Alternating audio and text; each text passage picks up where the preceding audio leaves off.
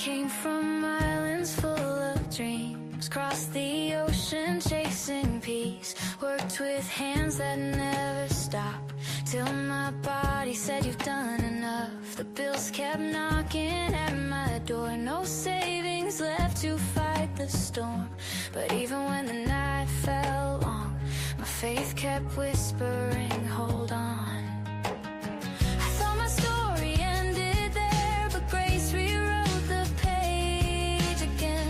Broken roads can still lead home, even when the world says you're too late. I'm still rising, even when I fall. God's not done with me at all. From the ashes of my fear, hope keeps pulling me near. I'm still standing, pain and all, with no income and no walls. But I found a brand new way to live, and now I rise and I will give. They said retirement means the end, but I chose to dream again. Didn't need to chase my friends or carry boxes just to win. Step by step I found my voice in a world online that gave me choice. Learning slow but standing tall, my purpose didn't fade at all. Some days I doubted every move, but faith reminded me, when life closes one big door, there's a window meant to be. I'm still rising, even when I fall. God's not done with me at all. From the ashes of my fear, hope keeps pulling me near. I'm still standing, pain and all, with no income and no walls. But I found a brand new way to live, and now I rise and I will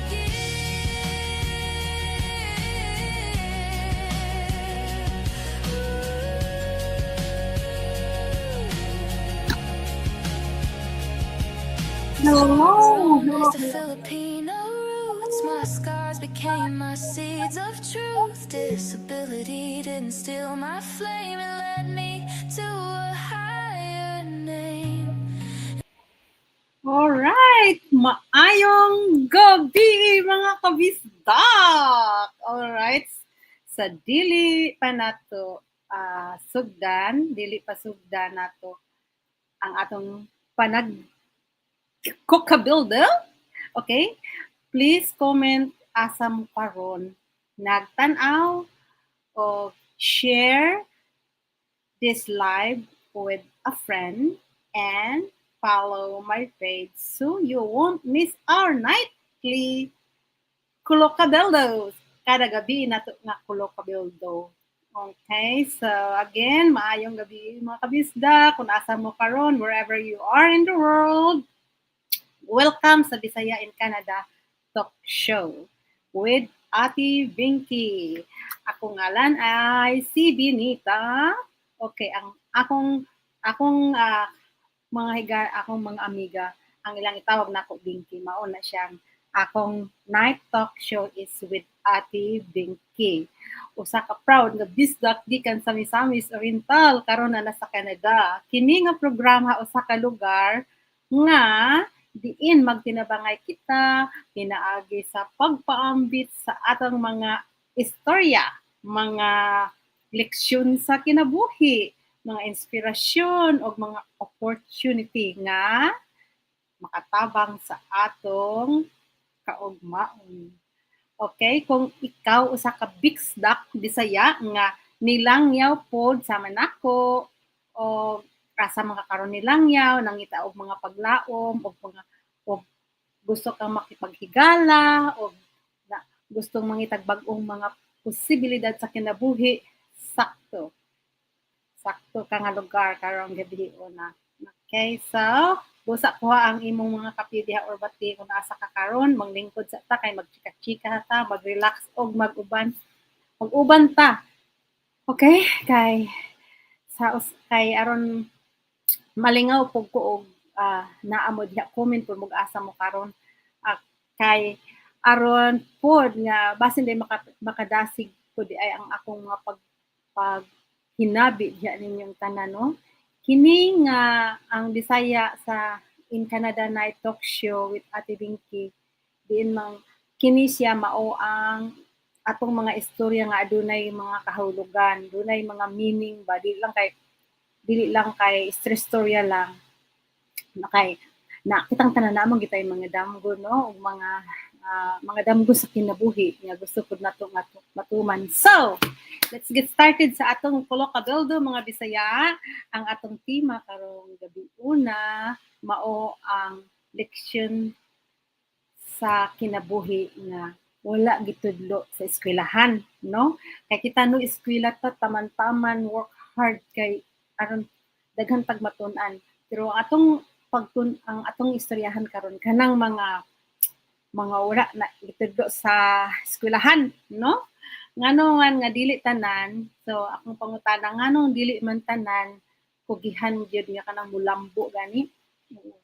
Daghan kay sa ato nga grabe kayong trabaho ba. Nakasuway na ka nga kugihan kaayo ka. Pero murag wala gihapon kausaban imong kinabuhi, di ba? Grabe yung busok trabaho ba pero wala gyud kausaban ng kinabuhi. Kung ikaw usaing ana, comment below. Kay ako na, grabe ko mo trabaho ingon ana ta kay mo lagi tong natun-an no mag-eskwela ta ana work hard. Pero mga igsuon kunang magpatay-patay bitaw kitag trabaho no sa atong lawas niya usahay nalimtan na nato tong kaugalingon ba. So ako ginang na-experience nga kanang magtrabaho kag duha ka trabaho, tulo ka trabaho, kay bitaw naa ka sa gawas magtrabaho kag banat gyud kay siyempre kailangan ka nga naagyud kay mga pangbayad sa imong mga galastuhon, di ba? Kaingon ginang mga tao sa kanang sa atoa sa Pilipinas nga nanang mo gawas ka daghan kay kag kwarta mo.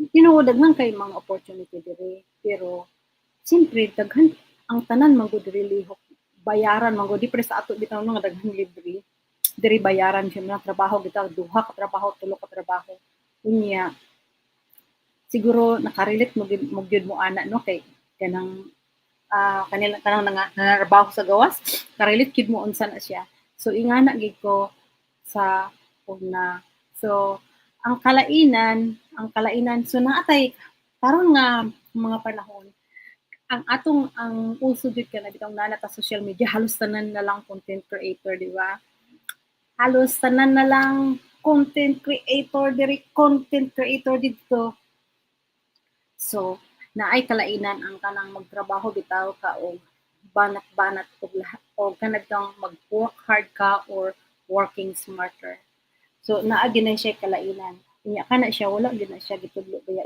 sa eskwelahan no so ngano man nga importante man ang nga makakatun ta og bag-ong skills importante kay na siya nga magtuon ta sa bag-ong skills labi na sa social media kay diri kung magkugi gyud gani ka kung consistent ka magkugi ka o ano bitang kanang kuan ka hingamigo ka ba kanang masinabtan hingamigo bitaw ka sa mga tawo makakuan jud ka muusad jud ka dili ba ka mas stuck oo so importante nga magtuon gyud ta og skills no ang dili man sayop nga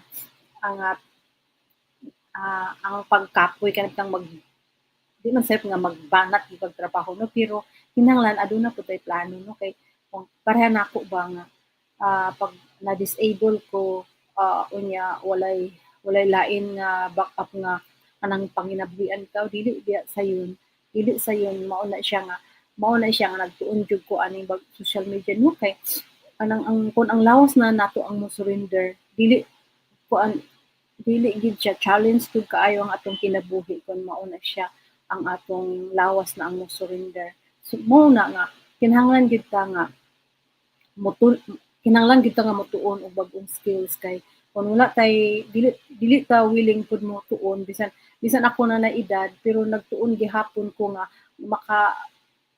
nga makatuon sa unsa ning bag-o bitaw nga uso sa social media kay kung imo na siyang tun-an unya sige lang permanentihon lang nimo murag maanad na ka and then sa permiro dili gid siya challenge kay simpre para nako nga na edad simpre dili gid para sa una pag may amo ko na tawo nga na computer so mao nang challenge siya pero kung willing bitaw ka mo tuon okay kaayo ako mong imbitahon nga kung asa man ka karon kung asa man ka sa abroad karon naa ka sa laing nga lugar i-comment lang diya sa comment down kay kung gusto ka nga makakita og kanang maayo nga pagkikitaan unya pwede pud nimo maggamit nimo bisag maggamit yun nimo sa unsa imong gusto nga dag-on nga negosyo nindot siya so akong pangutana karon kung asa man ka karon nga nagtrabaho o nakarelate ka sa ako nga kanang nag-abroad unya nagtrabaho tudot-tudo tapos nagkasakit tapos walay laing way so nagkinahanglan gyud nga walay kana bitaw na kinahanglan gyud ka magtuon kay kung dili ka magtuon there's no other way so mao na siya imbitahon ta ka comment down below kung asa man ka karon comment down below kay I can show you the way I learn okay kung makarelate ka ani comment pa dayon og i-share pod ang akong Bisaya Talk Show kay kada gabi ni mag-share ko sa akong mga real talk, real stories, real experience and real possibilities sa atong kinabuhi. Okay, daghang salamat sa milyon-milyon nga nagtan-aw.